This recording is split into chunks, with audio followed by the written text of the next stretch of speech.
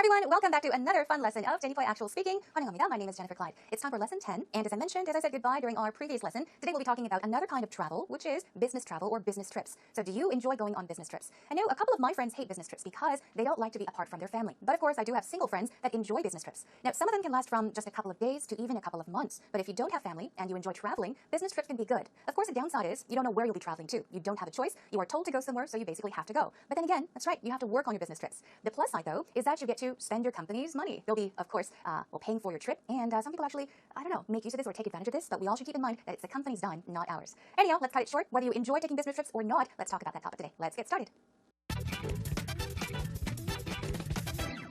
Okay, everyone, are you ready to get started? Let's talk about business trips today. One thing I just remembered is that some people enjoy going on business trips because your company's paying for you to travel and you don't have to be stuck in your cubicle the whole week or even on the weekend. So let's check out the 5 W's and how, as always, to brainstorm some Q's, everyone. Are you ready? Let's begin with our first W, which is who. Now, who you go with? Do you go solo? Meaning, do you go alone? Do you go with a coworker, a spouse, or even significant other? A spouse, you all know, it's either your husband or wife. But what is a significant other? A significant other is a very special person too. Simply put, a lover, I guess, right? You're not married, but it's someone you're seeing. Somebody that you care for a lot is your significant other. Oftentimes, you may go on a business trip, but if you have some extra time, you may even spend an extra weekend at that spot or location with a significant other or a spouse, right? Now, this is for an extended weekend. Let's move on to the next one. What do you have to prepare? Lots of things, but for example, business itinerary. What is an itinerary? It's like a planned agenda, a list of things you need to get done on your business trip, and also credit card, foreign currency, as always, because you are traveling often to, that's right, foreign countries. And let's take a look at Plan B. You need to prepare Plan B. What is Plan B? Plan B is often written with a capital P-L-A-N-B, or just as this, but a Plan B is a secondary plan. Just in case something goes wrong, you always have to have another plan ready, okay? For safety reasons, yeah, prepare or have a Plan B ready. Let's move on. Yeah, of course, researching is important. This is, after all, for business, right? So track down the hotel. Track down means to follow or to look for. So look for a hotel that's right for you or this business trip. Also, do some research on travel arrangements, okay? This is to save time and money, perhaps. Look for accommodations. Accommodations are basically room and board, places that you'll be staying at, and car rental. You may have to rent a car. In that case, you're going to need documents, right, such as your driver's license. So if you are planning on renting a car or a vehicle, have the documents ready. What else? If you have to give a presentation, for example, you might need internet connection, right? In that case, check if they have Wi-Fi availability. Yes, this is a must. If not, you can't give your presentation or do research at that location. Also, check out the local customs. We talked about this during lesson 9 as well. Do some research on what you should do and should not do, things to avoid doing in that location or in that area. Moving on. Now, when you go, when do you often go on business trips? You can talk about the time of week. Do you go during the weekdays or usually on the weekends? Or talk about which month and which year you go, okay? For example, you may be away the whole year. You can mention, I'm away the whole year, okay?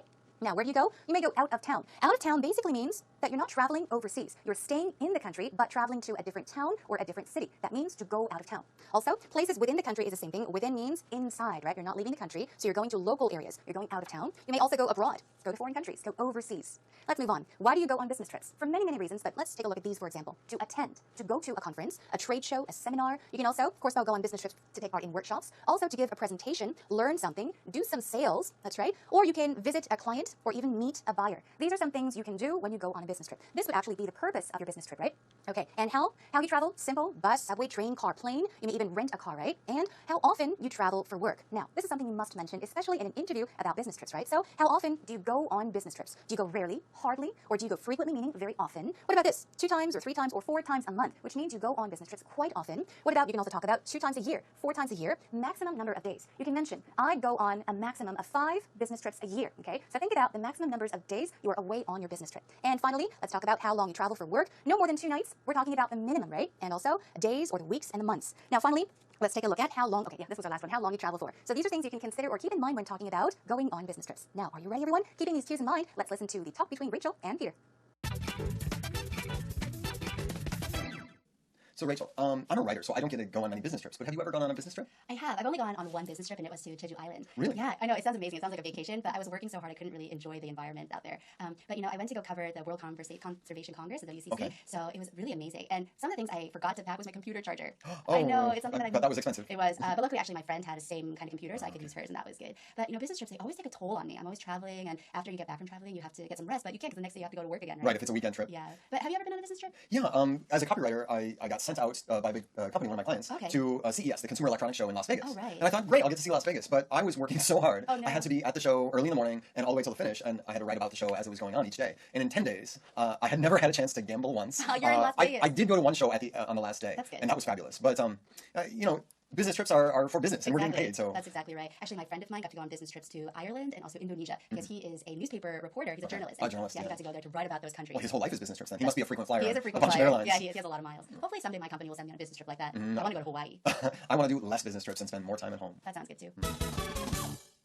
Did you catch some of the cues we went over in the actual talk between these two? Well, they were talking about business trips. What did Rachel say? Rachel said that she once went on a business trip, just once. Where? Yeah, she went to Jeju Island. But she worked and worked and worked so hard, she was exhausted when she came back. She also mentioned that she hopes to, or she really wants to, go on a business trip to Hawaii someday, right? Now, what did Peter say? He mentioned that he was sent to Las Vegas on a business trip. And what did he do? He worked and worked and worked a lot every single day. But he said that it was quite fun. He got to catch a show in Las Vegas just once. Okay, let's check out the conversation between these two. Now, Peter says, Rachel, have you ever gone on a business trip? You go on a business trip, or you could be on a business trip too. So you could ask, have you ever gone on a business trip? Or have you ever been on a business trip? Now, Rachel says, I've only gone on one business trip, and it was to Jeju Island. I was working so hard, I couldn't really enjoy the environment out there. So she was working, and working. Then she says, but, you know, business trips, they always take a toll on me. Now, to take a toll on someone especially, it means to cause damage. You can also say take a toll on something as well. But in this case, more than damage, it's more about maybe a lot of stress or illness, cause a bad effect on. So she's saying that she was not able to enjoy the environment, the beauty of Jeju Island. She was working so hard that the business trip, yeah, it took a toll on her, meaning she was so stressed and exhausted, all right?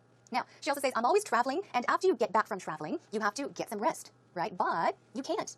You can't. Why? Because the next day, you have to go to work again. Now, this means work after work after work, days and days of work. She's basically saying she did not have time to rest, okay, because she was busy working and moving around. And Peter says that's right, if it's a weekend trip. That's right, meaning you're going on a business trip over the weekend and you don't have much time to relax at all. Now, she asks, have you ever been on a business trip? This time it is not gone, but have you ever been on a business trip? Let's check out what Peter said. He said, yeah, as a copywriter, I got sent out by one of my clients to CES, the Customer Electronics Show in Las Vegas. Let's check out this part though. I got sent out. To send out means to what? Send something out or send somebody somewhere. And he's saying he was sent out by someone, okay? So this company sent him to CES, got it? Moving on, he says, I had to be at the show early in the morning and all the way till the finish.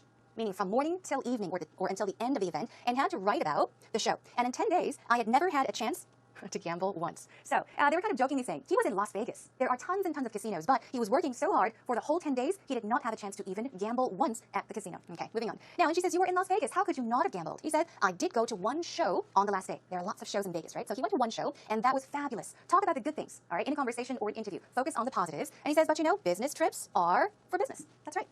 So business trips, they're not for pleasure, they're for work and business. And he says, and we're getting paid, so I guess I can't complain. Now, that's exactly right. Actually, now, Rachel is talking about a friend of hers. Now, if you heard in the actual talk, this part may sound a bit different. I did make a correction here, so please keep that in mind. I think she was talking about a friend of hers, okay? A friend of mine, in other words, my friend, got to go on business trips, right, several of them, to Ireland and also Indonesia, because he's a journalist. He got to go there to write about those countries. So he went there to write about those countries. He's a journalist. Well, his whole life is business trips then, and he says he must be a frequent flyer. So let's take a look at this. His whole life, his entire life is business trips. What does that mean? His life is business trips? Basically, what Peter is trying to say is he goes on many, many business trips. His work is business trip related, okay? So he's saying, basically, as a journalist, that friend of yours probably has to go on many, many, many, many business trips. That's why it is part of his life. Now, here's another one, frequent flyer. We'll take a look at that later on as well. But frequent means to do something often, and to fly here means to fly or go on a plane. So if you say he is a frequent flyer, it means that he flies to many, many places on a plane, and he has a lot of miles. We often say "많이" in Korean, right? You can say, I have a lot of miles. I don't have a lot of miles. Now, hopefully, someday my company will send me on a business trip like that. And she says, I want to go to Hawaii. Moving on. Now, Peter says, personally, I want to do less business trips and spend more time at home. So what is he saying? Do less, meaning he wants to go on less business trips. He prefers to spend more time at home. And Rachel says, well, that sounds good too, although she wants to go on a business trip to Hawaii someday. All right, that is a wrap for the actual talk, everyone. Check it out one more time with the subtitles. So Rachel, I'm a writer, so I don't get to go on many business trips, but have you ever gone on a business trip? I have. I've only gone on one business trip, and it was to Jeju Island. Really? Yeah, I know. It sounds amazing. It sounds like a vacation, but I was working so hard I couldn't really enjoy the environment out there.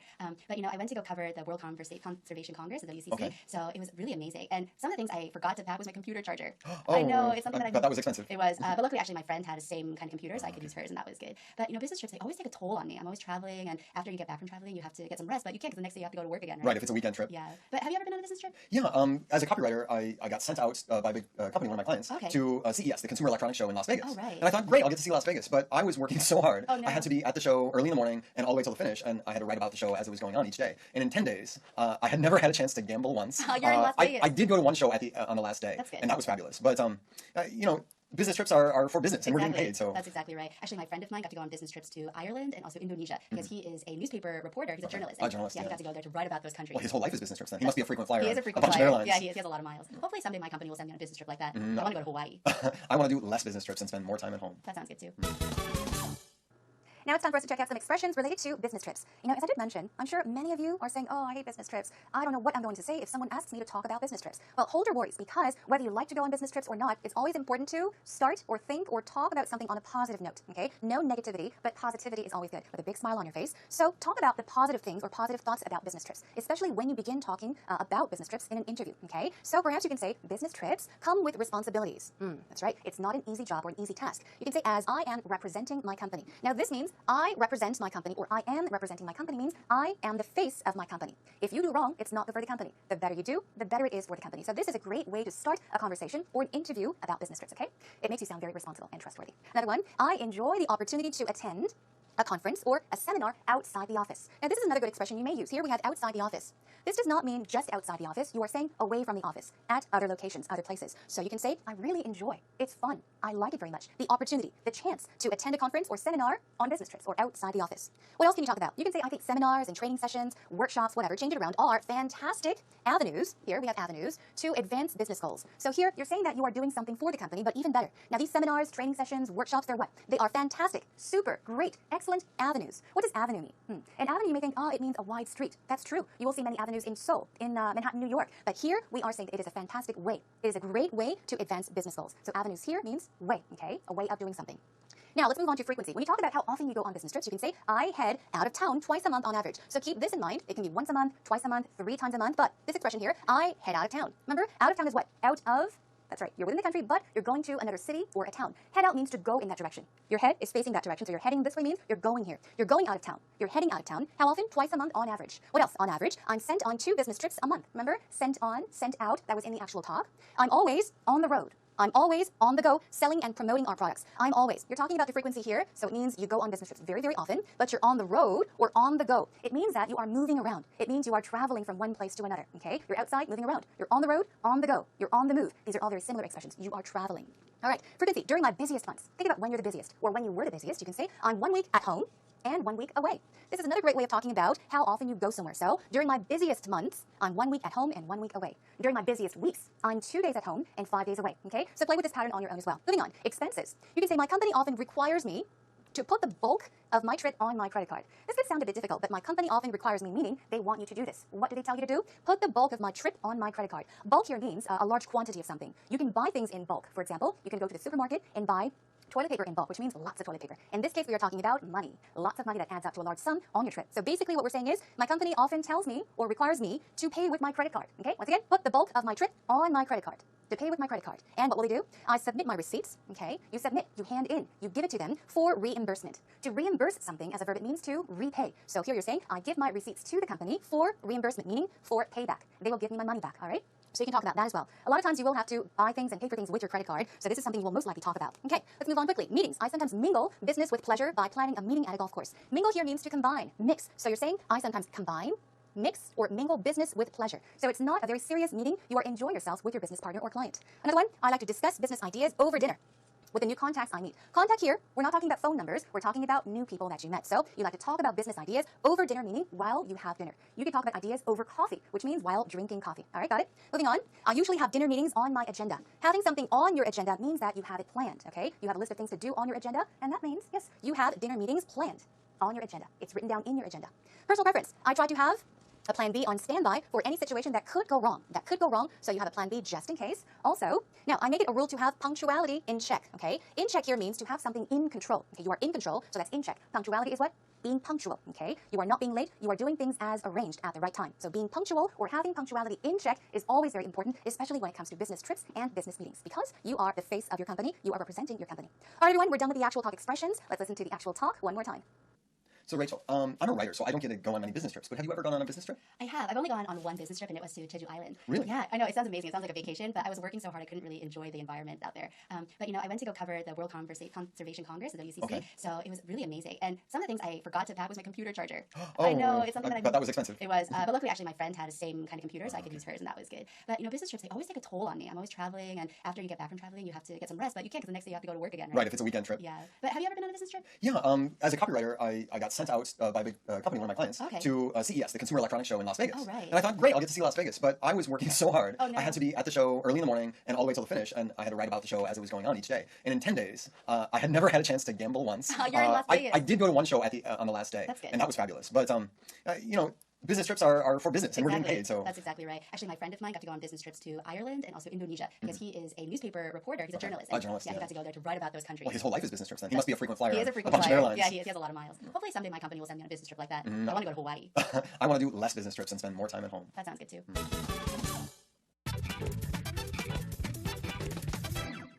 Now it's time for us to take a look at today's idiom, everyone. Relax, sit back as if you were on a plane on a business trip, or even better, on a vacation. But here's one question. When it comes to going on business trips, when you book a flight, do you book early flights or late flights? A lot of people have different preferences, but we will take a look at an idiom related to that. So let's take a look. Today's idiom is a red eye. A red eye. What does that mean? Does it mean that your eye hurts or your eyes hurt, that it's all red? Well, not in this case. A red eye, especially related to business trips or flying to somewhere, means something completely different. Here's a sentence. I always book the red eye because they're less full and fairly quiet. Imagine what the situation is. You book a red eye or the red eye because it's less full and fairly quiet. The definition is 야간 비행편이에요. Okay? 밤늦게 출발해서 아침 일찍 도착을 하는 비행편인데요. It's a flight that leaves, that's right, very late at night and arrives early in the morning. A lot of people prefer taking the red eye or red eye because they think it saves them time. But some people say it's too tiring because as soon as you return home, you have to go straight to work. Now keep that in mind. A red eye, you can book a red eye or take a red eye. Another sentence. I took the red eye from Hong Kong to Seoul. My friends do this, but they always complain that they're tired. Their eyes are always red.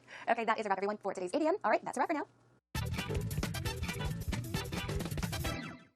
Where do you usually go on business trips? What is normally the nature of your business trips? How often do you go? Who do you go with? Choose one particular experience and describe it in detail. I sometimes go to Daejeon for my business trip. I go to Daejeon about once or twice a month. I go there to give a lecture about our newly released books. When the new book is published, I need to tell our teachers on how to teach children with the book. And the lecture is usually 2 to 3 hours. It's not so easy to speak for that long time.